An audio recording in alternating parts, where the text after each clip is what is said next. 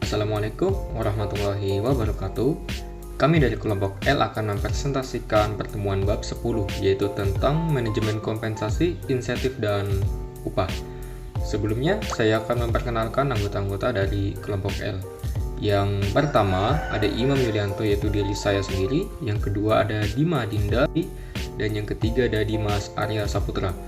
Baiklah, cukup untuk sesi perkenalannya. Kita lanjut untuk seksi berikutnya.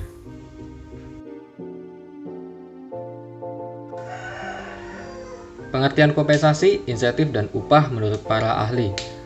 Kompensasi menurut Marriott pada tahun 2002 adalah keseluruhan balas jasa yang diterima oleh pegawai atau karyawan sebagai akibat dari pelaksanaan pekerjaan dalam organisasi dalam bentuk uang atau lainnya, yang dapat berupa gaji, bonus, upah, insentif, dan tunjangan lainnya seperti tunjangan hari raya, kesehatan, uang makan, uang cuti, dan sebagainya. Menurut Handoko, tahun 2014 adalah segala sesuatu yang diterima oleh pekerja sebagai balas jasa atas kerja mereka.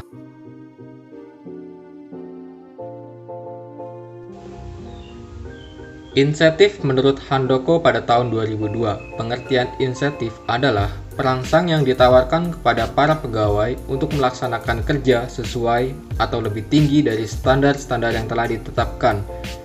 Pengertian insentif menurut Ranum Pandojo dan Suat Husnan pada tahun 2002 adalah suatu bentuk motivasi yang dinyatakan dalam bentuk uang. Jadi, pengertian insentif adalah sebuah program yang diberikan oleh perusahaan untuk memotivasi karyawan agar karyawan tersebut jauh lebih giat lagi dalam bekerja dan dapat meningkatkan prestasi kerjanya dalam perusahaan.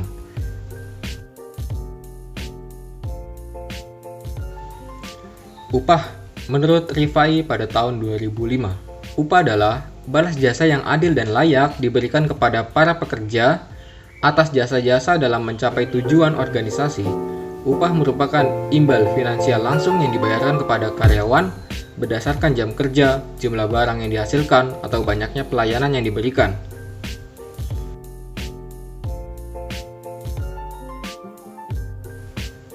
Jadi kompensasi dapat didefinisikan pemberian balas jasa bagi pegawai dan para manajer baik berupa finansial maupun barang dan jasa pelayanan yang diterima oleh setiap pegawai. Pemberian insentif memiliki pengertian terbatas karena tidak mencakup banyak jenis faktor yang ditawarkan kepada pegawai sebagai motivasi dalam melaksanakan kerja yang sesuai atau lebih dari standar kerja. Sedangkan upah adalah imbalan yang diberikan perusahaan kepada pegawai atas pekerjaan dan jasa yang telah dilakukan atau yang dilakukan pada kegiatan usaha yang dinilai dalam bentuk uang berdasarkan peraturan perundangan yang berlaku.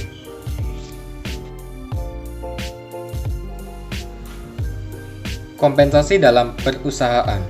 Upah atau gaji merupakan bentuk kompensasi wajib yang ketentuannya diatur dalam Undang-Undang Ketenagakerjaan maupun PP Pengupahan. Upah boleh diberikan bersama tunjangan atau hanya upah pokoknya saja. Tunjangan karyawan merupakan bentuk kompensasi yang sering menjadi daya tarik perusahaan.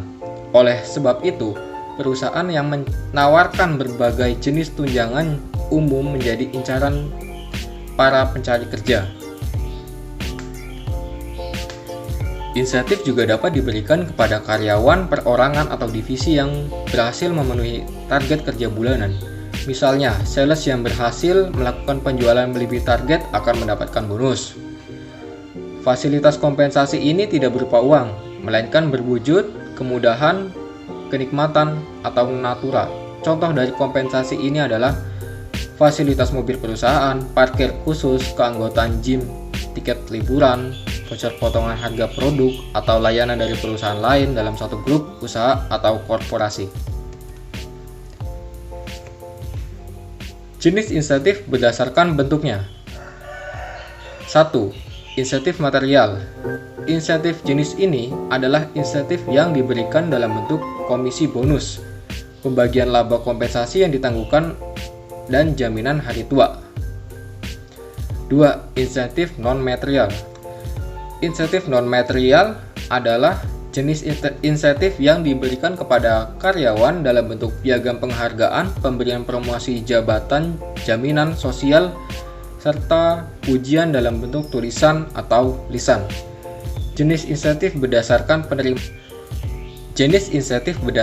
penerimanya. 1. Individual insentif. Insentif jenis ini memiliki arti yaitu insentif yang diberikan kepada seorang pegawai atas kerja keras dan prestasinya di tempat kerja. 2. Grup insentif. Grup insentif adalah jenis insentif yang berupa pemberian kepada pegawai sesuai dengan standar dari masing-masing grup kelompok. 3. Plan with insentif. Ada pula artinya pemberian insentif kepada semua pegawai perusahaan sesuai dengan kriteria pembayaran yang telah ditentukan perusahaan. Assalamualaikum warahmatullahi wabarakatuh. Saya akan mempresentasikan tujuan dan program insentif tenaga privat. A. Reward. Insentif yang diberikan berdasarkan jumlah output barang yang dihasilkan pegawai. Sistem ini bersifat individual, standar output per unit kelihatannya cocok digunakan untuk pekerja yang outputnya sangat luas. B. Production bonus. Tambahan upah yang diterima karena hasil kerja yang melebihi standar yang ditentukan di mana karyawan yang mendapatkan upah. C. Commission incentive yang diberikan berdasarkan jumlah barang yang terjual. Sistem ini biasanya digunakan untuk tenaga kerja, penjual, wiraniaga. Sistem ini bersifat individual. Standarnya adalah hasil penjualan yang dapat diukur dengan jelas. D. Maturity curve. Gaji dapat dikelompokkan dalam satu kisaran dari manual sampai menghasilkan. E. Merit pay. Penerimaan kenaikan upah terjadi setelah suatu penilaian prestasi. Kenaikan ini diputuskan oleh penyelia karyawan, sering juga bersama atasan. Tetapi nilai kenaikan jarang ditentukan secara baku, karena kenaikan tersebut terjadi berdasarkan sasaran hidup. F. Pay for knowledge atau pay for skill compensation. Pemberian insentif berdasarkan bukan pada apa yang dikerjakan oleh pegawai akan menghasilkan produk nyata. Dasar pemikirannya adalah seseorang yang memiliki tambahan pengetahuan akan mendapatkan tambahan tugas yang dapat dilakukan untuk perusahaan, di mana ini akan menjadi keuntungan bagi perusahaan. G. Non-monetary incentive. Insentif umumnya berupa uang, tapi insentif dapat pula dalam bentuk lain, sebagai contoh dalam bentuk materi, sertifikat, liburan, dan lain-lain. Contoh kasus kompensasi: ratusan karyawan PT Mitra Insan Utama yang tergabung dalam PUK Serikat Kerja Elektrik. Karyawan subkontraktor PLN tersebut menuntut manajemen PLN Purwakarta membayar kompensasi 160 karyawan PT MIU yang dirumahkan pada Agustus 2011 lalu. Unjuk rasa tersebut dilatar belakangi oleh kekecewaan 160 pekerja yang dirumahkan tanpa diberikan kompensasi oleh perusahaan.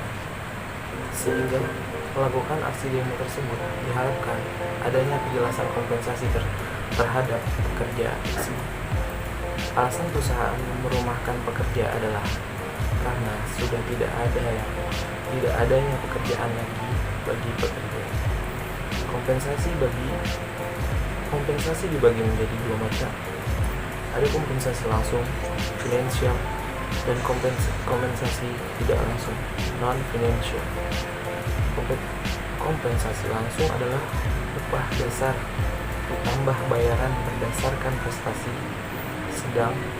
sedangkan kompensasi tidak langsung adalah kategori umum tunjangan karyawan, program proteksi yang diamanatkan, asuransi kesehatan, upah waktu tidak bekerja, dan bermacam-macam tunjangan lainnya.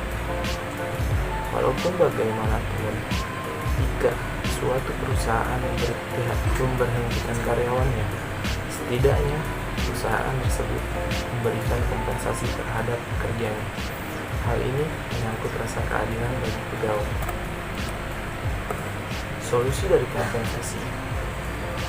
Pemerintah dalam hal ini, Kementerian Tenaga Kerja dan Transmigrasi, dapat bertindak sebagai fasilitator pertemuan antara pihak penguasa dan buruh, ataupun juga bertindak sebagai komponen yang terlibat di dalam untuk bertemu bersama-sama. Selain itu, sebaiknya komunikasi yang baik antara perwakilan buruh dan pengusaha. Pihak serikat buruh dan pengusaha harus mengetahui hak kewajiban yang sebenarnya telah diatur dalam perundang-undangan yang berlaku. SDM yang harus meningkatkan pendidikan dan skillnya, dan terutama untuk pengusaha agar memandang buruh sebagai aset dalam perusahaan. Jangan memandang buruh itu adalah robot untuk meningkatkan keuntungan perusahaan. Assalamualaikum warahmatullahi wabarakatuh. Mohon maaf sebelumnya, anggota kami yang bernama Dima Adinda Tarisa tidak bisa melakukan presentasi dikarenakan sedang sakit yang cukup serius. Jadi digantikan oleh saya Imam Yulianto dan Dimas Arya Putra. Mohon maaf dan terima kasih atas pengertiannya. Contoh insentif dalam perusahaan, misalnya sales yang berhasil melakukan penjualan melebihi target akan mendapatkan bonus. 2. Ini merupakan insentif yang baik diberlakukan di berbagai perusahaan. Hanya masih apakah mengenai bonus? Sebenarnya bonus tidak memiliki dasar penghitungan yang baik. Komisi seringkali disamakan dengan bonus. Padahal menurut Kamus Besar Bahasa Indonesia atau KBBI, komisi berarti imbalan uang atau lembaga atau persentase tertentu yang dibayarkan karena jasa yang diberikan dalam jual beli dan sebagainya.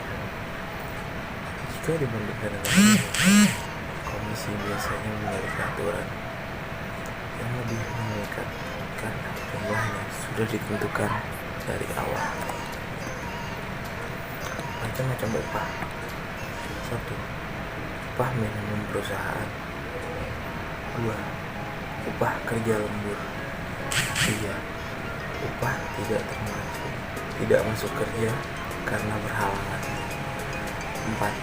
Upah tidak masuk kerja karena melakukan kegiatan pengumpulan kerja. 5. Upah karena menjalankan hak waktu istirahat kerja. 6.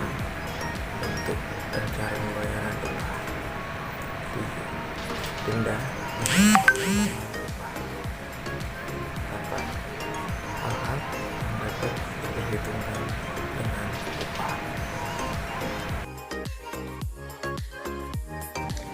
Tujuan kompensasi menurut Rifai pada tahun 2005. 1. Memperoleh sumber daya manusia yang berkualitas.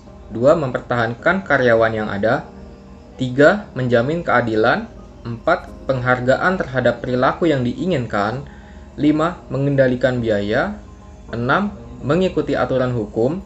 7. Memfasilitasi pengertian. 8. Meningkatkan efisiensi administrasi. Tujuan kompensasi menurut Morris pada tahun 2008.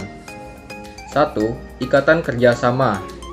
Pemberian kompensasi dapat menjalin ikatan kerjasama secara formal antara pengusaha dan pegawai, di mana pegawai harus mengerjakan tugas-tugas dengan baik, sedangkan pengusaha wajib membayar kompensasi yang disepakati. 2. Kepuasan kerja. Dengan balas jasa karyawan akan dapat memenuhi kebutuhan hidupnya, sehingga akan diperoleh kepuasan kerja dari jabatan yang diembannya. Motivasi. Jika balas jasa yang diberikan memadai, maka manajer akan lebih mudah memotivasi karyawan, yang pada gilirannya akan berdampak pada peningkatan produktivitas. 4. Stabilitas karyawan. Dengan program kompensasi yang berdasarkan prinsip adil dan layak, maka stabilitas karyawan lebih terjamin karena turnover terlalu kecil. 5. Peningkatan disiplin. Pemberian kompensasi yang sesuai dengan prosedur akan berdampak pada peningkatan disiplin karyawan. Demikian presentasi dari kami, mohon maaf apabila ada salah kata atau penjelasan yang kurang baik dari kami, tolong dimaafkan. Demikian, terima kasih. Assalamualaikum warahmatullahi wabarakatuh.